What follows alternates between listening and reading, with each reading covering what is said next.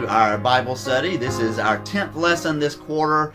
All quarter long, the lessons have been about worship and how we can appropriately worship, and today's is no exception. It's a wonderful story, also to me a very challenging story. I suspect it will be for you as well. It's from the book of 1 Chronicles, the 21st chapter, beginning with verse 14, running through the first verse of the 22nd chapter. And let me share that with you. The Lord sent a pestilence on Israel, and 70,000 persons fell. And God sent an angel to Jerusalem to destroy it. But when he was about to destroy it, the Lord took note and relented concerning the calamity. He said to the destroying angel, "Enough, stay your hand." The angel of the Lord was then standing by the threshing floor of Ornan the Jebusite. David looked up and saw the angel of the Lord standing between earth and heaven, and in his hand a drawn sword stretched out over Jerusalem. Then David and the elders, clothed in sackcloth, fell on their faces. And David said to God, "Was it not I who gave the command to count the people? It is I who have sinned and done very wickedly. But these sheep, what have they done? Let your hand, I pray, O Lord, my God, be against me and against my father's house, but do not let your people be plagued." Then the angel of the Lord commanded Gad to tell David that he should go up and erect an altar to the Lord on the threshing floor of Ornan the Jebusite. So David went up, following Gad's instructions, which he had spoken in the name of the Lord. Ornan turned and saw the angel, and while his 4 sons who were with him hid themselves, Ornan continued to thresh wheat. As David came to Ornan, Ornan looked and saw David. He went out from the threshing floor and did obeisance to David with his face to the ground. David said to Ornan, "Give me the site of the threshing floor, that I may build on it an altar to the Lord. Give it to me at its full price, so that the plague may be averted from the people." Then Ornan said to David, "Take it, and let the Lord my king do what seems good to him. See, I present the oxen for burnt offerings, and the fleshing sledges for the wood, and the wheat for a grain offering. I give it all." But King David said to Ornan, "No, I will buy them for the full price. For I will not take for the Lord what is yours, nor offer burnt offerings that cost me nothing." So David paid Ornan 600 shekels of gold by weight for the site. David built there an altar for the Lord and presented burnt offerings and offerings of well-being. He called upon the Lord, and he answered him with fire from heaven on the altar of the burnt offering. Then the Lord commanded the angel, and he put his sword back into the sheath. At that time, when David saw that the Lord had answered him at the threshing floor of Ornan the Jebusite, he made his sacrifices there. For the tabernacle of the Lord, which Moses had made in the wilderness, and the altar of burnt offerings, were at the same time in the high place at Gibeon. But David could not go before it to inquire of God, for he was afraid of the sword and the angel of the Lord. Then David said, "Here shall be the house of the Lord God, and the altar of burnt offering for Israel." Interesting story, strange story. Let's talk about it. As many of you know, I'm an avid participant in a sport called ride and tie, and it involves a horse and 2 people that are on a team, and you go back and forth riding the horse and running as a team over a course of 20 or 25 or 30 or even more miles. And usually when I go to these things, we take our own horses, but from time to time I'll just drive my personal car, and I'll borrow a horse from a friend, and they will be my partner, and I do the sport. And every time I do that, I always insist on paying the full entry fee, and I want to pay some of their camping fees and some of the fees for their fuel to get the horse there, and a little bit of money for the horse's care and upkeep, the feeding of the horse and that kind of thing. And oftentimes people will tell me, "You don't need to do all that. Just give me $50 or something. I'm fine." And I always say, no. You're making all the sacrifices. The least I can do is to kind of pay full price, essentially. And that's what David does in this story as well. He insists on paying a full price. He makes an amazing statement, though. This isn't just about commerce. He says, "I will not take for the Lord what is yours, nor offer burnt offerings that cost me nothing." Ornan was going to give him everything. You can have the threshing floor, you can have the wood there for the burnt offering, you have the oxen and the grain, everything you need I'll give to you. And he says, "No, I'm not going to use a place that isn't mine, and I'm not going to offer anything to the Lord, something that is not mine." He's not going to benefit from Ornan's generosity and not assume that he can worship for free. Well, let's go back a little bit and see what's going on in this story while this takes place. This story is set fairly late in David's life, and earlier in the 21st chapter, an adversary. Now, your Bible may say Satan, and that is the literal word there. Satan comes to David, but this isn't the Satan that we tend to think about, the adversary of God. Satan is actually the correct way to pronounce it in Hebrew, and a Satan is simply kind of like a prosecutor, somebody that's sent out to test people, to make sure that everything is being done correctly, and if not, to take steps to correct whatever is happening. And so this person essentially tempts David to take a census of all, particularly of the military. How many fighting men do we have in Israel? And David agrees, and he begins to take a census. And that turns out to be a great sin, and God is very angry about that. David fails the test. Now, why is taking a census of the military a problem? Any military commander worth their salt should know how many men they have, or soldiers they have, how much equipment they have, how ready are they to go into battle. That would seem to be a good thing. But remember, in the story of Israel, it was never about the size of the army or how much equipment they had or their weapons or whatever. It was always about trusting God, and God gave the victory. And so when David is counting the soldiers, he is essentially taking matters into his own hands, and he's not trusting God. And what David discovers is that there are great consequences to this. God actually comes to David and gives David a choice. You've sinned, and you have three choices. I will give you 3 years of famine, or I will give you 3 months of a foreign army coming in and ravaging through Israel, or I'll give you 3 days of my own hand striking you. And David, I think, amazingly says, let me fall into the hands of the Lord, for his mercy is very great, but let me not fall into human hands. David recognizes that even though there are consequences to his sin, and God is going to punish him for his sin, the consequences of God ultimately will lead to mercy, unlike if he were to fall into human hands. And so then God sends this plague, and it infects 70,000 people. And God sends an angel to destroy Jerusalem. And yet before Jerusalem is destroyed, we see that David really understood, in a sense, asking God to use his hand and not someone else's to punish him was an act of trust, his first act of trust after that act of mistrust. And God finally says to the angel, wait, stay your hand. I don't want you to destroy Jerusalem just yet. And David is allowed to see the angel. And the angel is up on Ornan's threshing floor, and that is on the almost mesa-like mountain right there in Jerusalem, and it is what we now call the Temple Mount, and that's what we see at the end of this story. That's where David designates that the temple will be erected. Right now it's just a threshing floor, and so Ornan is up there. It's up high, so when you're throwing wheat up into the air, the chaff will get blown away easily and the wheat fall back down. Perfect place for a threshing floor. And so that's what's going on. But David sees this angel, and apparently Ornan's sons see the angel too, because they go into hiding. But Ornan's a pretty brave guy. He just keeps on threshing the wheat.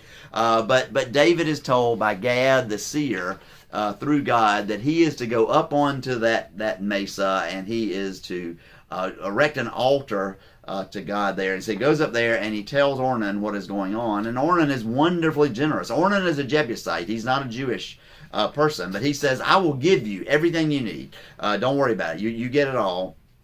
And David, of course, says, no, I can't do that. I'm not going to do that. I can't do what I can't worship for free, essentially. Worship needs to cost me something. It's also very significant. We really see David learning so much here. Even before this happens, David says to Gad to say to God, let the punishment come on me, not on these people. Why should they have to suffer for my sin? That's a wonderful illustration of leadership, taking responsibility for his action, and also a wonderful sense of, I'm willing to sacrifice for my people. Why should they suffer for my sin? That integrity is wonderful. Oh, that we had that kind of integrity in our leaders today, I would like to say.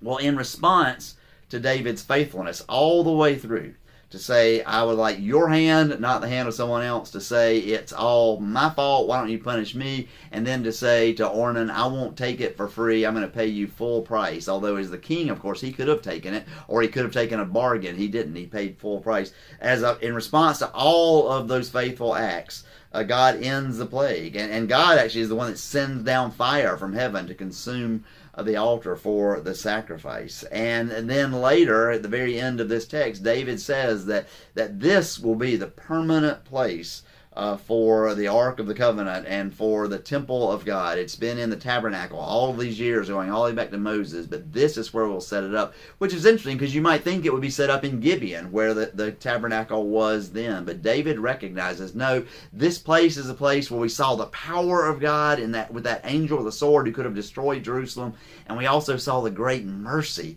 of God in God staying the angel's hand and forgiving. And so that this should be the place where the temple is erected. And of course that was the place where the temple was. And now, of course, as you may well know, the Muslim building, the Dome of the Rock, is over that exact site.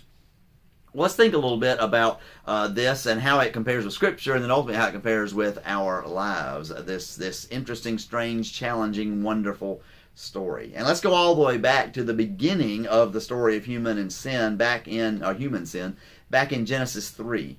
Adam and Eve fall prey to temptation through the influence, just like David, of an adversary, of one on the outside, and in their case it is the serpent. And again, we typically assume the serpent is Satan, but the text doesn't say that. It just says the serpent was wilier than any other critter. But the serpent does tempt Adam and Eve and says, eating a piece of fruit, that's not that big of a deal. Kind of the adversary saying, David, why don't you take a census? Wouldn't you like to know how many military men you have? Wouldn't you like to know the strength of your military? And so Adam and Eve take that fruit. I mean, what's the worst that can happen? Well, they find out. There are tremendous consequences to our sin, even the sin that we think isn't that great. And Adam and Eve are forced to leave the Garden of Eden. And again, there's an angel with a flaming sword there, forcing them out and keeping them out. And yet there's also a lot of God's mercy in that passage as well. God lets them know, I already have a plan for redemption, a plan that even existed before your sin, because God knew the sin was coming. I have a plan, and of course that plan ultimately will be the work of Jesus Christ, that God will sacrifice for us because of our sin. But God doesn't leave it there. The plan isn't just off somewhere way off in the future. I'm going to offer you mercy in the here and the now, just as God offers to David mercy. I'm going to relent from the plague, and I've already stayed the hand of the angel from destroying Jerusalem. God himself clothes Adam and Eve in skins of animals as they are leaving the garden. And it's this wonderful, tender passage where God takes care of them in spite of their disgrace, in spite of their sin, in spite of the horrible consequences of their sin, which were never what God wanted for them. God takes care of them nonetheless. And in clothing them in skins, God is essentially saying, I am going to be here with you, and I'm going to be here even as you suffer the consequences of your sin. I will be there with you, helping you, comforting you, giving you what you need to be able to continue on, even as you live through those consequences. Well, another biblical story I just have to mention because it's just so beautiful. It connects so much to this. In Genesis 23, Sarah dies near the town of Hebron, which is today in the West Bank in Palestine, a little south of Jerusalem. And Abraham wants to bury her there, and he goes to the Hittites who are living there and who own the land and say, I'd like to buy a cave to be able to use as a grave for Sarah. And they immediately say, well, we're going to give you the cave. But just like David will do years and years and years later, Abraham insists not only on paying, but saying, I'm going to pay full price for the cave. And there's a sense in which it's not so much he's worshiping, but this is the last gift that he can give Sarah. And he doesn't want to give Sarah a gift that didn't cost him anything. Just like we don't want to come to worship God if it does not cost us something, our time, our money, all of this kind of thing. David could not worship God if it didn't cost him, because then it just wasn't really a gift that he was giving. It was him receiving a gift rather, and he wants to offer this gift in response to God's grace. And likewise, in response to Sarah's life and the love that they have had, Abraham wants to give her one final gift. Well, let's move into the New Testament for a final quick look at a story. In the New Testament book of Acts, Saul literally has the blood of Christians on his hands. He's killing Christians. And he's headed to Damascus to do some more. And he discovers there are consequences to his sin. And the consequences are blindness and terror. Now, Saul doesn't think he's committing a sin, maybe any more than David did, or even maybe Adam and Eve did, and yet he is committing a sin, and all three of the sins are the sin of mistrust. Adam and Eve don't trust God. Don't eat this fruit. It's not good for you. They don't trust God, and their mistrust caused them to eat. David mistrusts God and takes a census, and then Saul mistrusts that God could bring redemption through the death of a wonderful teacher and prophet, and one who actually turns out is more than teacher and prophet. Saul doesn't believe that. He mistrusts God, and so he persecutes the church instead, and he is cursed with blindness and with terror, and yet he also receives the grace of God. God could have said, the things you have done are too great. You've killed Christians. You're done. You'll be blind the rest of your life. You will live in terror for the rest of your life, and burn in hell forever. But that's not what God does. Instead, God takes Saul, this most zealous of all the Jews, and makes him the greatest evangelist to the Gentiles. Makes him the one who will write more of the New Testament than any other person. He takes Saul and gives Saul so much grace. And Saul later, of course, Paul, he adopts his Roman name, or begins to use his Roman name more than his Jewish name. Paul spends his entire life sacrificing, going all over the known world, ultimately giving up literally his life in his death, because of the grace that God gave him. And Saul doesn't do that, or Paul doesn't do that in order to earn what God has done, but rather in response. How could I? You gave to me grace when I did not deserve grace. How could I do anything other than travel the whole world and spend my life in helping other people find the grace that I've received myself? And he's doing it even to this day when we read the New Testament and read the wonderful story of God's grace. Let's think a little bit about how the church applies this. And I want to think particularly about the Cumberland Presbyterian Church. In our Confession of Faith, in section 120, it says, the moral law is a gift of God's grace. The law is a gift. And then in 122, just two sentences later, the purpose of the moral law is to create wholeness or health in human life, spiritually, mentally, physically, socially. And so when we succumb to temptation and we break the law, even when it seems to be a rather minor transgression of the law, what we're breaking is the wholeness that God wants us to have, the health that God wants us to have. And so when David breaks the law by taking a census, seemingly not to be that big of a crime, but he's not trusting in God, what happens? Well, that mistrust means that the consequences are spiritual, they are mental, they are physical, and they are social. All those things that the Cumberland Presbyterian Confession of Faith warns about. They're social because his whole society, his whole culture is affected. 70,000 people fall ill, and an angel's sword is hanging over Jerusalem. And yet we get in section 2, the next section, point 05, in willfully sinning, and all of us willfully sin, even if we think, well, it's just a minor little sin, all people become guilty before God and are under divine wrath. And we see in these stories the wrath of God and judgment unless saved by God's grace through Jesus Christ. So like Adam and Eve and David, there are consequences for our sin. And the consequences are so great that we can't just make up for it in some way, or we can't somehow earn our way or buy our way out of it, do enough good to overcome it. Instead, we need the salvation that Jesus offers. As I mentioned before, God makes the sacrifice. Jesus sacrifices himself for us.